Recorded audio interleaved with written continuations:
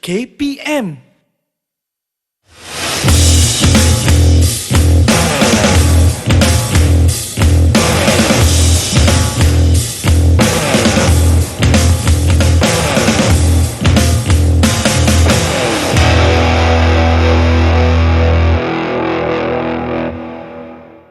Sedia?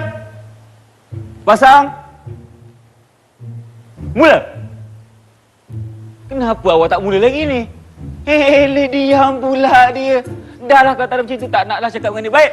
Assalamualaikum dan salam sejahtera kepada semua yang sedang menyaksikan Badan Uniform di Didik TV KPM. Tentunya hari ini kita akan belajar mengenai perkara yang menarik dalam pertandingan kita, iaitu pertandingan silat. Okey, tahu apakah ia dan siapakah guru yang akan bersama Ifan hari ini? Jom saksikan dulu profil guru kita.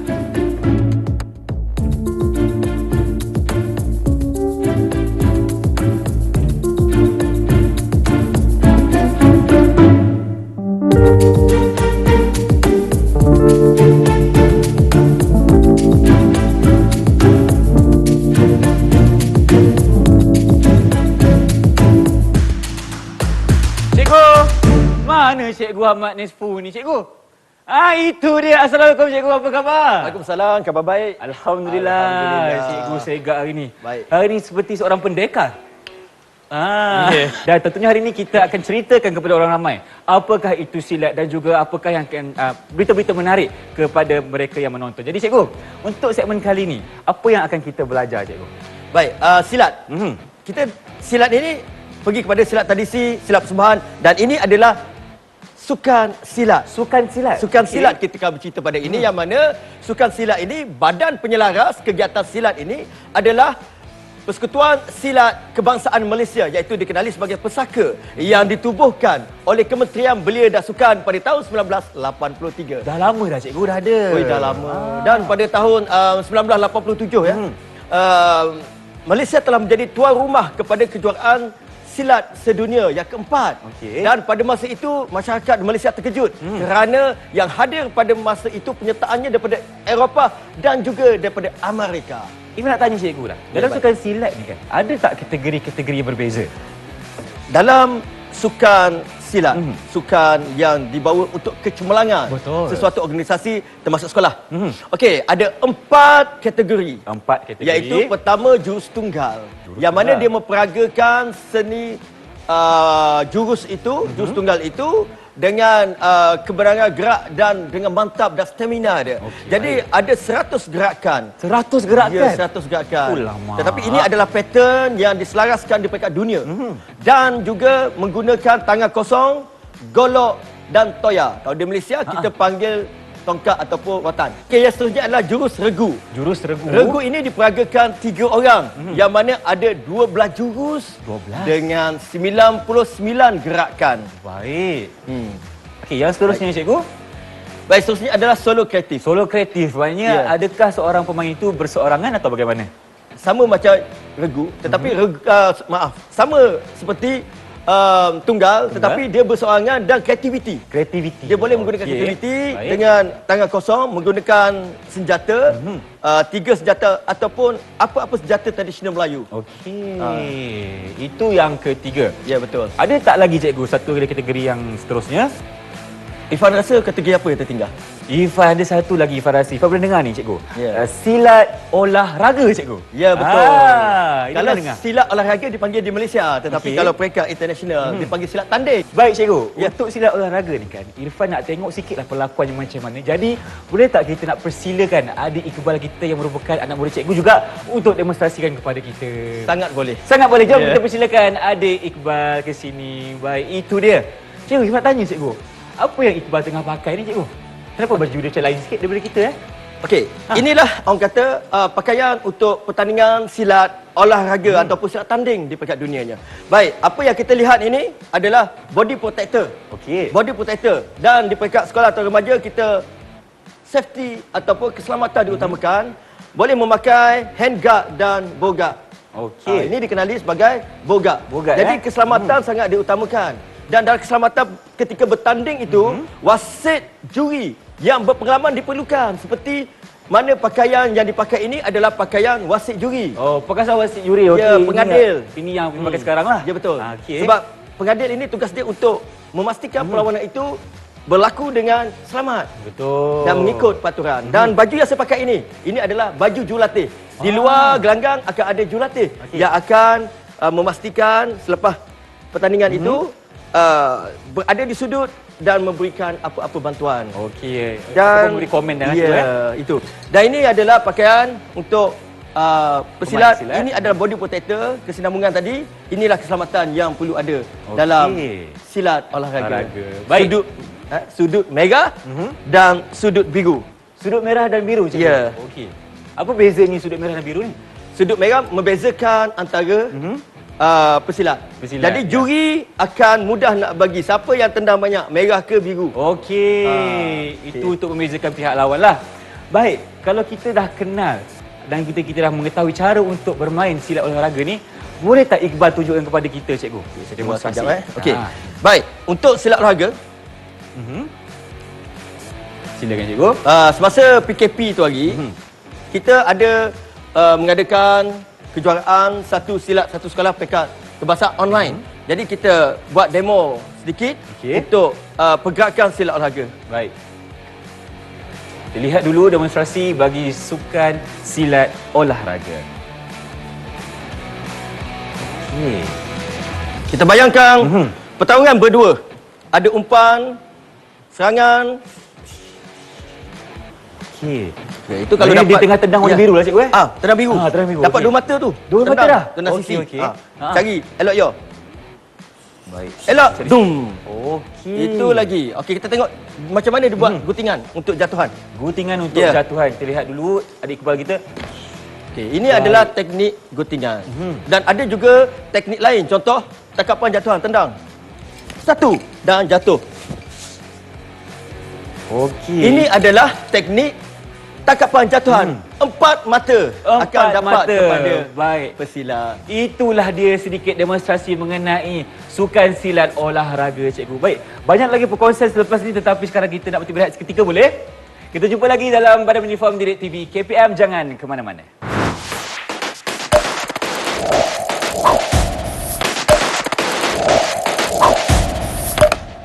Bertemu kembali kita dalam Badan Uniform Didik TV KPM. Cikgu Ahmad Nesfu, saya nak tanya cikgu lah.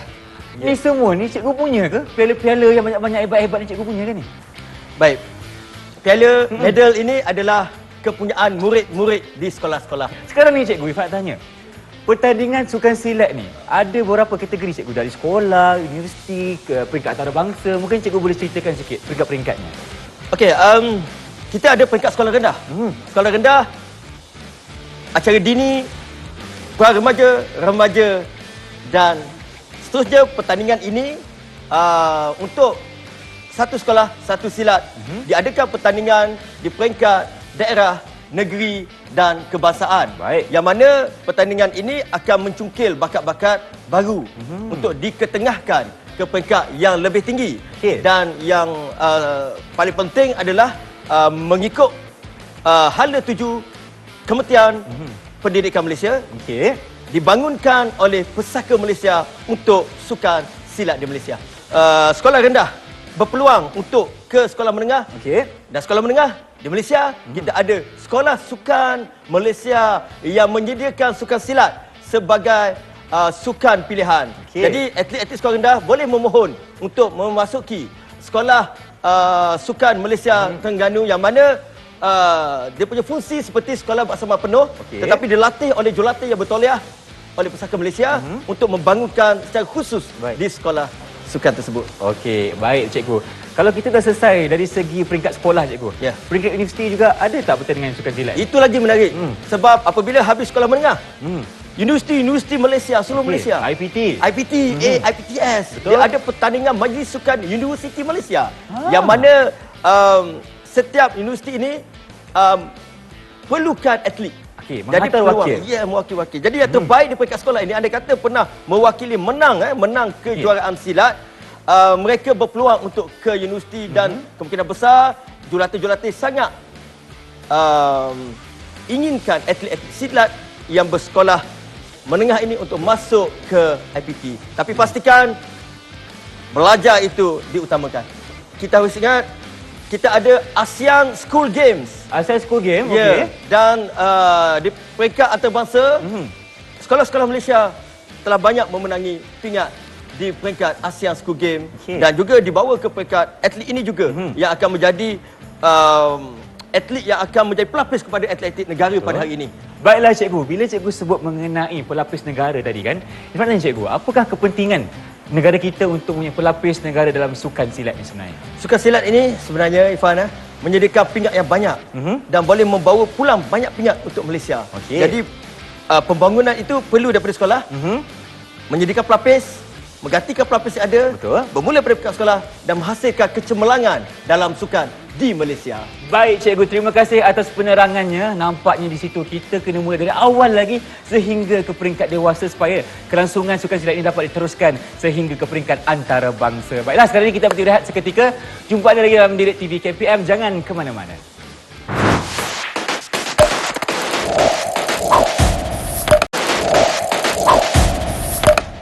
Kembali bersama kami di Badan Uniform Didik TV KPM. Jadi Cikgu Ahmad Nesfu, kalau tadi kan kita dah saksikan perlakuan dan juga kita dah ceritakan kepada penonton di rumah mengenai sukan silat di Malaysia. Jadi untuk segmen kali ini Cikgu, apa yang akan kita perkatakan pula? Untuk segmen pada kali ini, kemenjadian murid sudah pastinya lahir daripada guru-guru yang berkaliber. Betul? Dan jurulatih yang mempunyai kemahiran. Maka selain daripada pembangunan pelajar, dalam program Satu Sekolah Satu Silat juga, dia akan mengambil kira kepada kemenjadian kepada jurulatih dan juga kepada guru-guru. Dan ada juga yang disediakan di Kementerian Pelajaran Malaysia yang mana pesaka akan membantu Kementerian Pelajaran Malaysia dalam mengambil kursus kepengadilan silat, wasit juri kepada guru-guru ataupun warga pendidik sehingga ke peringkat antarabangsa. Dan memang di dalam perguruan sendiri pun guru-guru, sahabat-sahabat guru saya di Malaysia ramai yang mempunyai sijil kepengadilan dan teknikal di peringkat kebangsaan dan antarabangsa. Baik Cikgu, Irfan dan Cikgu lah. Siapa lagi yang bagi peluang kepada mereka ini Cikgu? Kepada guru-guru untuk mendapat iktirafan sebagai seorang jurulatih dan juga pengadil ni? Baik, untuk kejurulatihan, juga kita ada Biro Kejurulatihan. Tapi yang penting sekali adalah Jawatankuasa Sektor Pendidikan dan Kementerian Pendidikan Tinggi Pesaka Malaysia, sebagaimana dinyatakan oleh beliau, Profesor Maria Muhammad Arif bin Mat Hanafiah. Baik. Yang mana akan membantu KPM dalam modul-modul kejurulatihan untuk guru di bawah Jawatankuasa Kejurulatihan Malaysia, Pesaka Malaysia. Dan manakala pembangunan guru-guru juga akan dibuat melalui Jawatankuasa Teknikal dan Wasit Juri Pesaka. Yang mana pembangunan bukan sahaja kepada murid-murid untuk menyediakan atlet bertahan dunia, tetapi juga guru-guru yang mana guru Kementerian Pendidikan Malaysia berpeluang untuk berada dalam program Satu Sekolah Satu Silat dan mendapat iktirafan yang tinggi. Baik Cikgu, ini adalah peluang kepada guru-guru di luar sana untuk menjadi sebahagian dalam dunia sukan silat ini Cikgu kan, di mana mereka diberi iktirafan dan juga sijil untuk menjadi jurulatih dan juga menjadi seorang pengadil. Okey, baik Cikgu. Kalau untuk guru-guru dah selesai, bagaimana juga peluang kepada anak-anak murid di luar sana untuk menyertai sukan silat ini? Okey, peluang kepada murid-murid sekolah rendah. Sekolah rendah. Utamanya, mereka yang aktif, yang mantap dari segi fizikal dan mental, boleh memohon untuk berpeluang ke sekolah sukan yang menawarkan sukan silat yang seperti Sekolah Sukan Malaysia Terengganu. Yang mana dibiayai sepenuhnya oleh KPM. Seperti sekolah bersama penuh, tetapi disediakan jurulatih yang hebat, yang pernah mewakili Malaysia, yang pernah mengambil skim persijilan kejurulatihan kebangsaan di bawah kendalian Pesaka Malaysia dan Majlis Jurulatih Malaysia, yang mana boleh membantu meningkatkan kemenjadian murid sebagai atlet sukan silat. Sukan silat. Baik, cikgu. Itu adalah orang kata apa, peluang kepada murid-murid di luar sana untuk menyertai dunia sukan silat ini, cikgu. Okey, cikgu Irfan ada soalan kepada cikgu. Baik. Dari segi aspek keselamatan, macam cikgu cakap tadi kan, memang kita akan mengajar anak-anak murid kita dari bangku sekolah lagi. Jadi, dari aspek keselamatan, cikgu, bagaimana cara untuk mereka berlatih dalam keadaan yang selamat untuk sukan silat? Itu yang dikatakan tadi. Jadi, Biro Kejurulatihan dalam Pusaka Malaysia akan menyediakan kursus-kursus SPKK Kejurulatihan dan juga sains sukan. Jadi apabila sains sukan diterapkan dalam sukan silat, bermakna sistem dalam itu adalah lebih tersusun, mengikut usia dan seterusnya akan menjamin keselamatan pelajar dan juga guru yang berkualiti. Baik, itulah dia dari segi keselamatan dan juga peluang kepada murid-murid dan guru-guru untuk menyertai sukan silat ini. Sepanjang pengenalan kita hari ini, cikgu, dan kita telah kenalkan sukan silat kepada penonton di rumah, apakah rumusan yang cikgu boleh lakukan untuk segmen hari ini? Silakan. Ya, rumusan dia. Atlet sukan silat telah diiktiraf sebagai olahragawan dan olahragawati negara. Seperti Siti Rahmah dan juga Al-Jufri. Jadi mereka ada juara dunia beberapa kali dan juga sukasi membawa pingat ke Malaysia. Jadi kesinambungan ini perlu kita mula daripada peringkat sekolah supaya Malaysia tidak ketandusan atlet di peringkat antarabangsa. Baiklah, Cikgu Ahmad Nesfu, terima kasih banyak-banyak kerana berkongsikan ilmu dan juga pengetahuan kepada kami dalam dunia silat ini. Terutama untuk hari ini adalah sukan silat. Sebelum kita berpisah, Cikgu, kita ada satu persembahan silat yang khas daripada anak murid Cikgu. Siapakah dia, Cikgu? Baik, kita saksikan persembahan akhir daripada Ahmad Iqbal Iman daripada Sekolah Menengah Kebangsaan Cukai. Tetapi ini adalah silat sukan dan senjata yang digunakan adalah senjata replika, bukan senjata betul. Di peringkat seterusnya pun tidak menggunakan senjata betul. Baik. Jadi kita saksikan, tetapi untuk pakai seragam sekolah, peguam-peguam di luar sana tidak boleh mengajar senjata tajam di sekolah. Replika sahaja. Tidak boleh. Tidak boleh. Kalau di peringkat peguam tidak boleh. Tapi untuk pertandingan silat sukan silat, jurus tunggal dan ganda, mereka telah dipatenkan dan sebab itu jurulatih yang bertauliah daripada pusaka perlu mengajar. Tapi di sekolah guna kayu saja. Guna kayu saja. Replika. Baik, Cikgu. Kalau begitu, apa kata kita saksikan sekarang persembahan daripada Adik Iqbal untuk silat jurus tunggal. Jom kita saksikan. Jom.